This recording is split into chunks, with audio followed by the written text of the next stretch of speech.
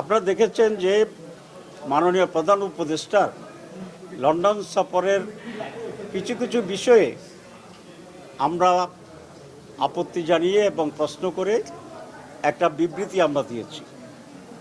সেই বিবৃতিটাই হচ্ছে ওনার লন্ডন সফরের ব্যাপারে আমাদের অফিসিয়াল স্ট্যান্ড, এবং এটা আমাদের নির্বাহী বৈঠকেই, হাইস্ট বডি যেটা আমাদের অ্যাপেক্স বডি, সেই নির্বাহী বৈঠকের সিদ্ধান্ত ভিত্তিতেই এটা এবং অ্যাপ্রুভালের ভিত্তিতেই সেই স্টেটমেন্ট আমরা দিয়েছি।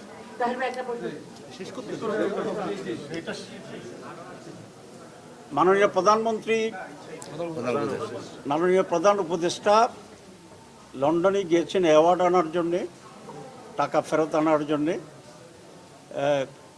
এবং ওনার উপস্থিতিতে বাংলাদেশের অন্যতম বৃহৎ দল Bangladesh nationalist party BNP executive প্রধান বা ভারপ্রাপ্ত প্রধানের সাথে ওনার সেখানে একটা বৈঠক হয়েছে এবং সাক্ষাৎ হয়েছে।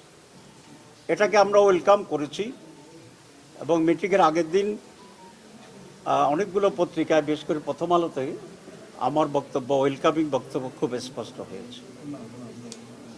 2, নির্বাচনের তারিখের ব্যাপারে উনি যে কথা বলেছেন, ডেটের ব্যাপারেও আমাদের তেমন কোনো আপত্তি নেই, কারণ আমরা তো ডিসেম্বর টু এপ্রিল ফ্লেক্সিবিলিটি রেখে নির্বাচনের তারিখ ঘোষণার জন্য আমরা প্রস্তাব করেছিলাম।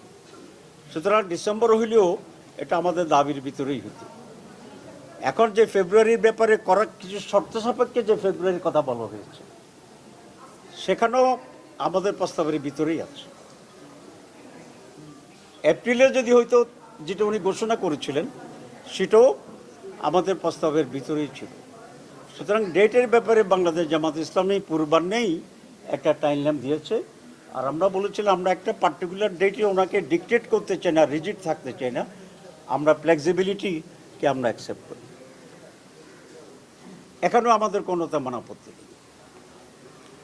আমরা যে জায়গাতে প্রশ্ন তুলেছি যে উনি জাতির উদ্দেশ্যে একটা ভাষণ দিয়েছেন, ভাষণ দিয়েই টেলিভিশনে একটা তারিখ ঘোষণা করছেন।